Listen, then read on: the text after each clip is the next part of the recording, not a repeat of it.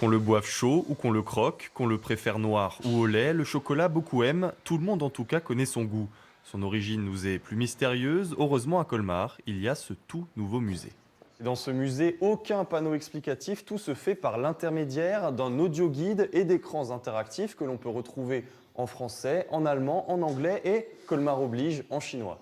Le chocolat ne vient pas de Chine pourtant, mais d'Amérique du Sud. Torréfaction, broyage du cacao, les premiers à mettre au point ces techniques sont les Aztèques, avec l'aide des dieux évidemment. On est alors en 5500 avant Jésus-Christ. On va voir la représentation du dieu du serpent à plumes qui était vénéré par les Aztèques, qui était également jardinier du paradis chez les dieux et qui va, selon les légendes aztèques, ramener le cacao aux hommes. Donc il va prendre une pousse de cacaoyer, l'amener aux hommes et faire participer les autres dieux, le dieu de la pluie, la déesse de la fertilité, pour donner ce cacao aux hommes et surtout que le cacao puisse être cultivé par les Aztèques.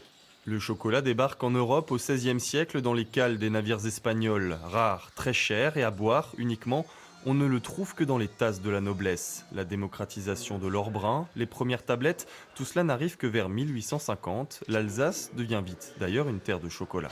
Grâce au Rhin et à ses affluents, la puissance hydraulique a permis d'installer des industries, dont l'industrie chocolatière. Donc effectivement, en Alsace, il y a vraiment cette tradition du travail du chocolat, tant au niveau industriel qu'au niveau artisanat. L'Alsace acquit un tiers du musée consacré et qui, avec 82 artisans, reste la première région productrice de France.